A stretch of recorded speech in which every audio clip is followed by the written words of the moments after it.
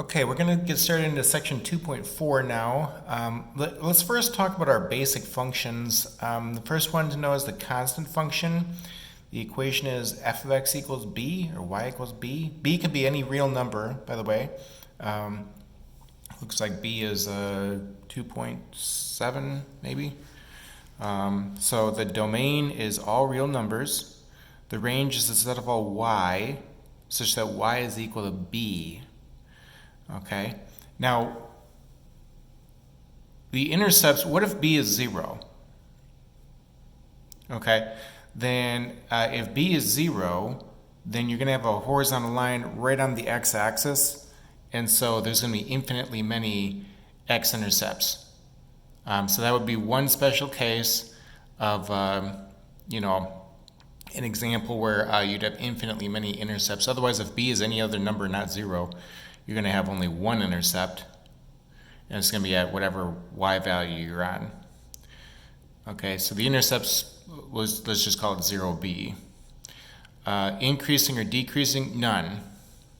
This function is constant on the entire number line. It's neither rising nor falling. Even or odd, it's even, since the graph is symmetric to the y-axis. Okay. The next one is the identity function. F of x equals x, y equals x. The domain and range are all real numbers. And the identity function is a line slanted at a 45-degree angle. The intercepts are 0, 0. It's increasing on the entire number line. Okay. And it is odd. So it's odd because y equal x is the equation, and y equal x means that the function is odd. It's also symmetric to a 45-degree angle there. Okay, the square function is the next one. You get a parabola at y equal x squared, or f of x equal x squared, same thing. The domain is all real numbers. Of course, the curve goes upward and outward in both directions. The range is all y, such that y is greater than or equal to 0. We don't have any y values in quadrant 3 or quadrant 4. Okay, so anything that's 0 or bigger. The intercepts are at 0, 0. And we're increasing on the interval in 0 to infinity. So if I draw a tangent line there, the slope of the graph is a positive slope. And I'm decreasing on the interval negative infinity to 0. Okay. So if I draw a tangent line there, anywhere at negative infinity to 0, the slope of the tangent line is a negative number. This is an even function. The graph is symmetric to the y-axis. The next one is the cube function. Y equal x cubed is the equation. The domain and range are all real numbers. The intercepts are 0, 0. This function is increasing on the interval negative infinity to infinity. Okay, and even at 0, 0, if you're slightly to the left of 0 and slightly to the right of 0, notice that if you're slightly to the left, you're down here, and if you're slightly to the right, you're up here. The curve is rising when you scan from left to right. Even or odd, this function is odd because it's symmetric to the origin. And symmetric to the origin means that for any value, the negative of that value is going to be on the graph. So y is equal to negative x. Okay.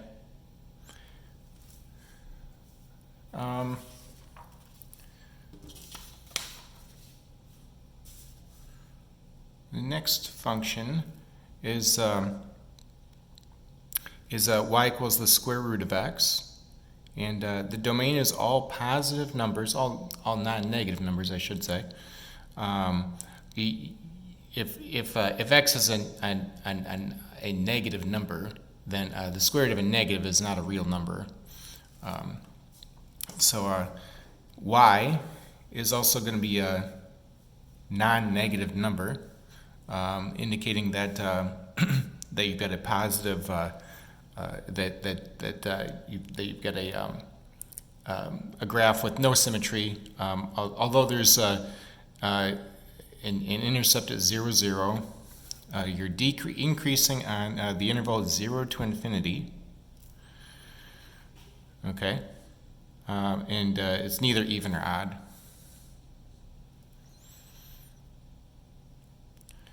The next one is y equals the cubed root of x. Okay, this is the cubed root function. Y equals the cubed root of x. The domain and range are all real numbers. The intercepts are at 0, 0. The function is increasing on the entire number line, negative infinity to infinity.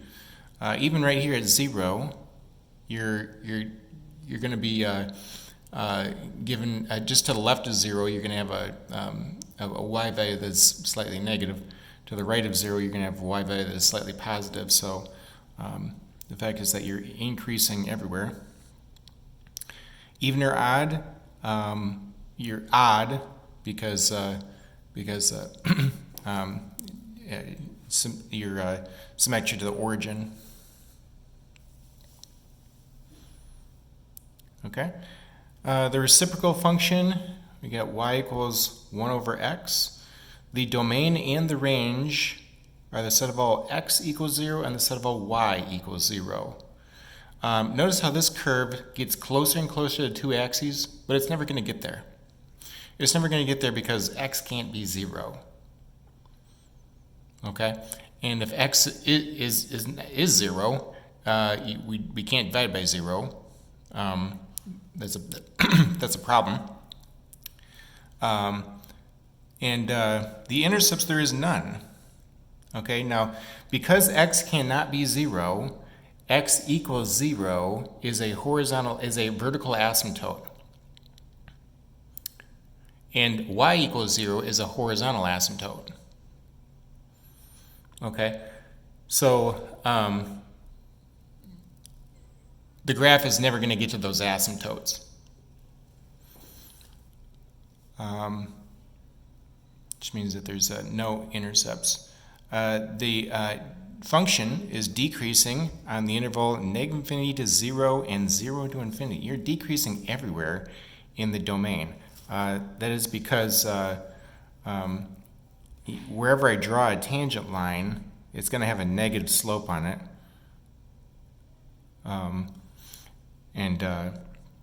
Negative slope means that you get a negative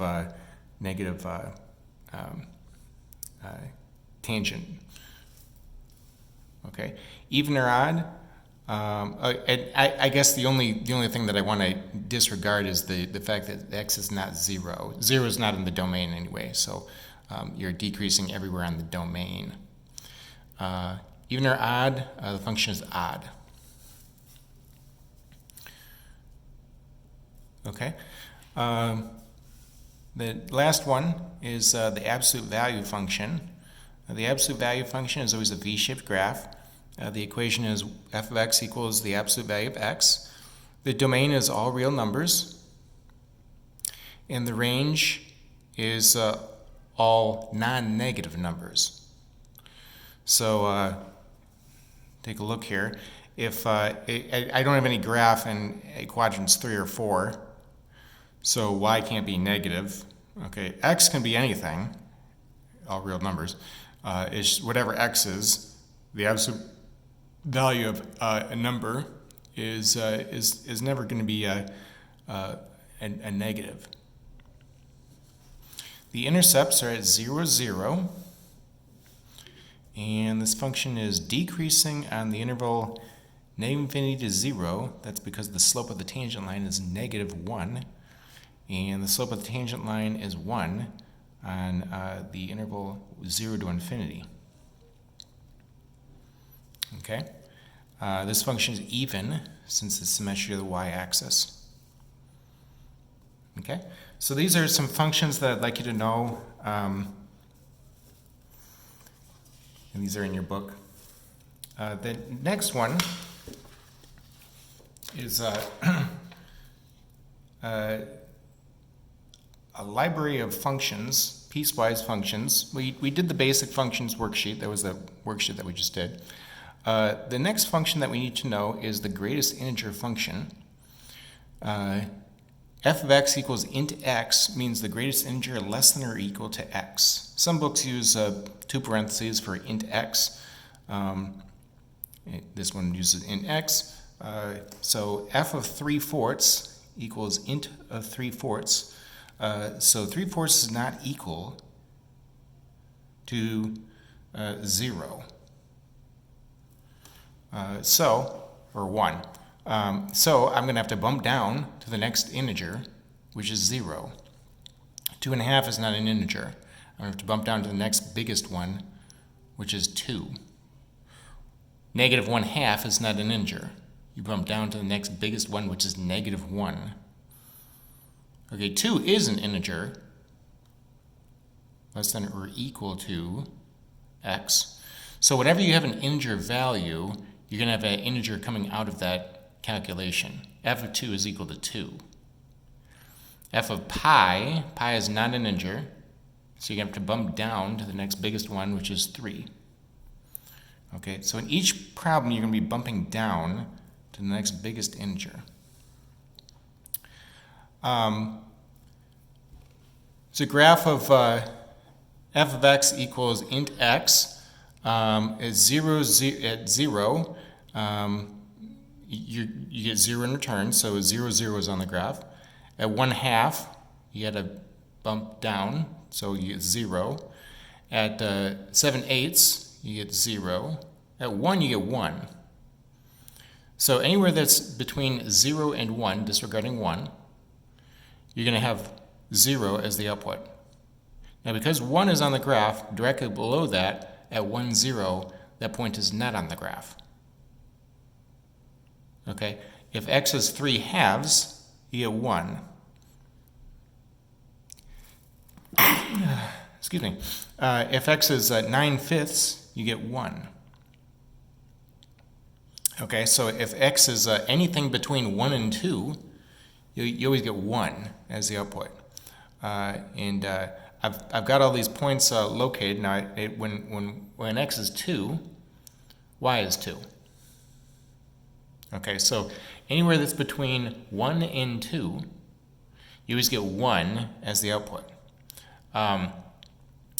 When x is 2, directly below that, 2, 1, I want that not to be on the graph because I am drawing a function here. Okay, so it's got to pass the vertical line test. When x is 5/2, I get 2. Okay, here's 2. When x is 3, I get 3. Okay. When x is so I've got all these steps going upward and outward into quadrant 1, and the right foot of the step is going to contain an open circle, meaning that the step is that the point is not on the step, because directly above that, the point is on the step.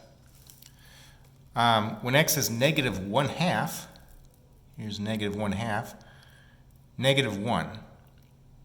Okay. When x is -1, -1.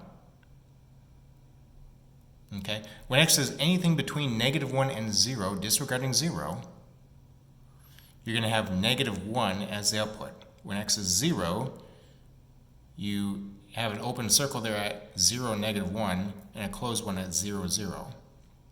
Okay, so the fact is that all these all these steps are going to flow into quadrant 3 also. We sometimes call this the step function, just because there's a bunch of steps being made here. So we've got a bunch of steps being made at a 45-degree angle. Okay, A car rental charges, a company charges $31.50 per day plus 25 cents for each mile driven, where fractions of a mile are ignored. Part A, find a function f of x to find the cost of driving x miles on one day. In part B, find f of 100.4. Okay, so you're going to drive x miles per day, fractions of a mile are ignored, and it costs 25 cents per mile. So 25 times in x means that fractions of a mile are ignored. Now either way, you're going to pay $31.50 as a down payment to rent the truck, and then it's going to be 25 cents per mile. So if it costs, let's say, 100.4 miles, you're going to ignore that 0.4 miles. Okay. Int of 100.4 is 100, and 100 times 0.25 is 25. 25 times 31.50 is 56.50.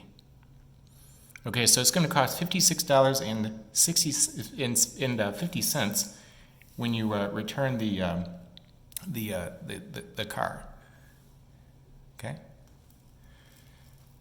Okay.